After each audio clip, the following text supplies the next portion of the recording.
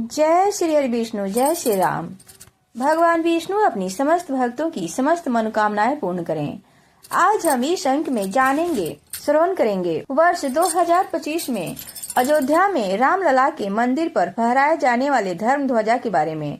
इस ध्वजा पर ओम, सूर्य और कोविदार वृक्ष के क्या है धार्मिक और आध्यात्मिक महत्व, इसकी पौराणिक कथा क्या है, इसका धार्मिक महत्व क्या है, रामायण में इसका महत्व क्या बताया गया है। अयोध्या में श्री राम जन्मभूमि में 25 तारीख को हुआ है भव्य ध्वजारोहण। केवल एक धार्मिक अनुष्ठान नहीं बल्कि हमारी आस्था, राष्ट्र और अध्यात्म इन तीनों का दिव्य संगम है। मंदिर के शिखर पर लहराता हमारा तिरंगा भारत की अखंडता, पराक्रम और अस्मिता का प्रतीक है। यह संदेश देता है कि जहाँ राम है वहाँ धर्म भी है और राष्ट्र भी है। और इसी के साथ स्थापित किया गया कोविदार वृक्ष जो भगवान राम, माता सीता और प्राचीन ग्रंथों में वर्णित है और यह शुभ लक्षणों का प्रतीक है। कोविदार को समृद्धि, सौभाग्य, पवित्रता और दिव्य ऊर्जा का वृक्ष माना गया है। रामायण में भी इसे शांतिमय, रक्षक और मंगलकारी वृक्ष माना गया है। तो आज हम जानेंगे, श्रवण करेंगे कोविदार वृक्ष का आध्यात्मिक महत्व क्या है, ध्वज पर तिरंगे का होना क्यों माना जाता है शुभ। तो आइए जानते हैं इसका धार्मिक और आध्यात्मिक महत्व।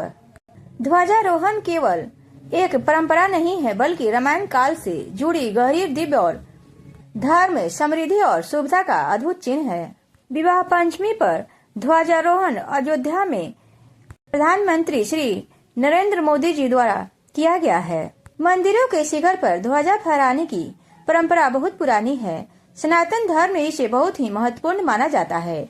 गरुड़ पुराण के मुताबिक मंदिर के शिखर पर फहराता हुआ ध्वज देवी देवताओं की उपस्थिति और दिव्य संरक्षण का प्रतीक होता है। यह ध्वज भक्तों को दूर से ही यह संदेश देता है कि यह स्थान दिव्यता से भरपूर है।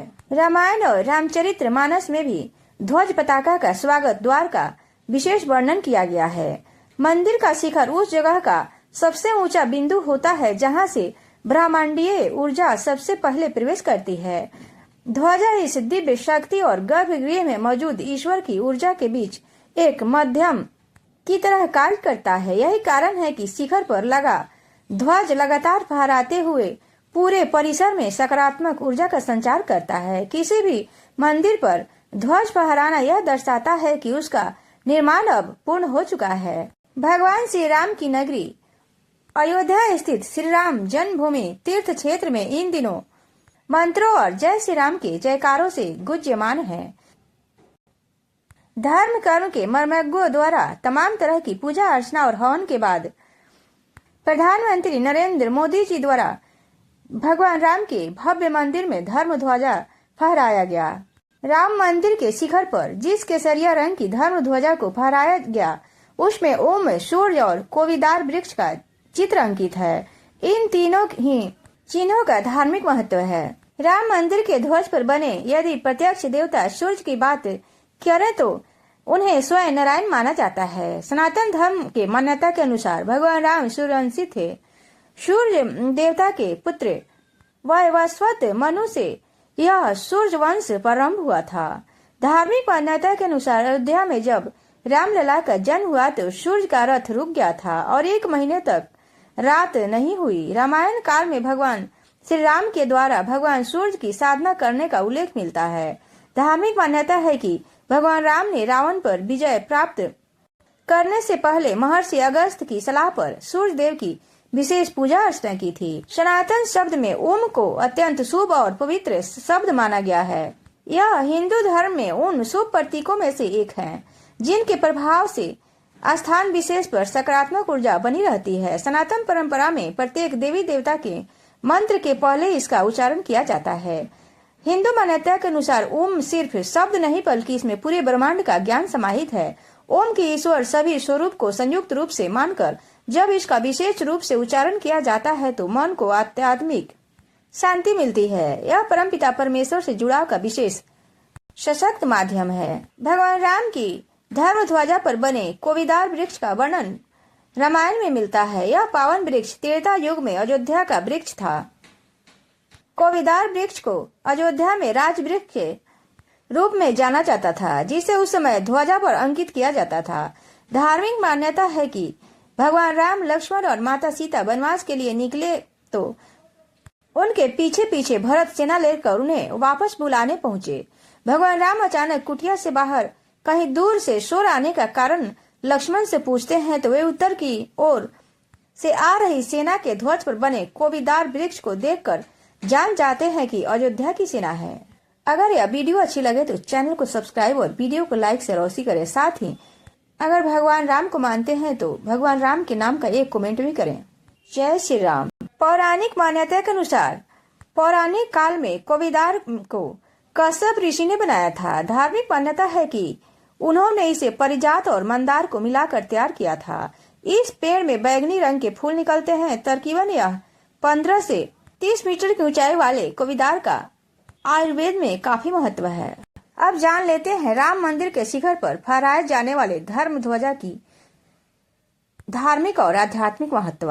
अयोध्या स्थित राम मंदिर के सर्वोच्च शिखर पर 25 नवंबर 2025 को धर्म ध्वजा फहराया गया है, जो लगभग 200 फीट की ऊंचाई पर यह ध्वजा लहराया है। यह ध्वजारोहण सिर्फ प्रभु राम के प्रति श्रद्धा का प्रतीक ही नहीं बल्कि अयोध्या की सूर्यवंशीय और रघुकुल कुल का परंपरा का गौरवपूर्ण स्मरण भी है।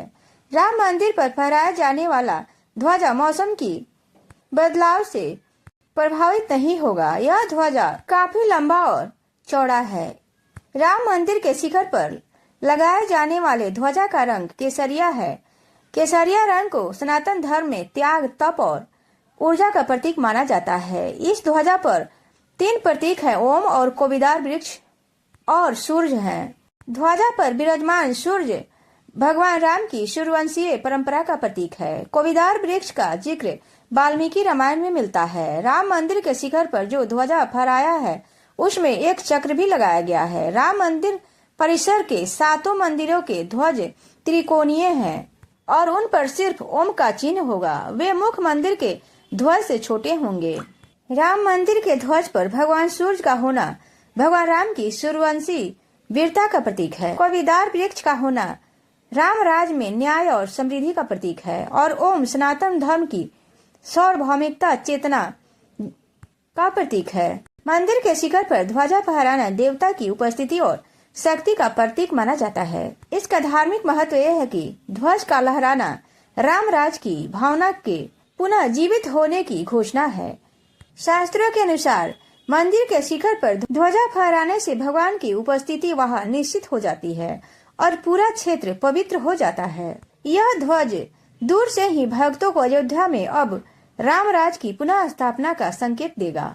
गरुड़ पुराण, अग्नि पुराण तथा वास्तु शास्त्रों में स्पष्ट कहा गया है कि जिस मंदिर पर ध्वजा लहराता है वहां भगवान सशरीर विराजमान होते हैं। ध्वजा दूर से ही भक्तों को यह संदेश देता है कि मंदिर अब जागृत है और दर्शन के लिए पूरी तरह तैयार है। ध्वज प्रमाणित करता है कि मंदिर और उसके आसपास का पूरा क्षेत्र पवित्र हो चुका है। शास्त्रों में उल्लेख किया गया है कि जहां ध्वज फहराता है वहां बुरी शक्तियां प्रवेश नहीं कर पाती है।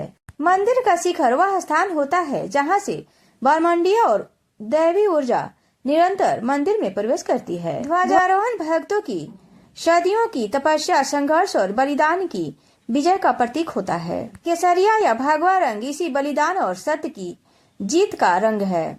प्राचीन काल में राजा अपने कुल ध्वज को ही मंदिर पर चढ़ाते थे, इसलिए राम मंदिर का कोविदार वृक्ष वाला केसरिया ध्वज सूर्यवंशी कुल की हजारों वर्ष पुरानी परंपरा को पुनः जीवित कर रहा है। तुलसीदास जी ने रामचरितमानस में लिखा है कि ध्वज पताका तोरण पूर छावा, आकाश ते होई सुमन वृष्टि, अर्थात ध्वजा फहराते ही देवता प्रसन्न होकर आकाश से पुष्प वर्षा करते हैं।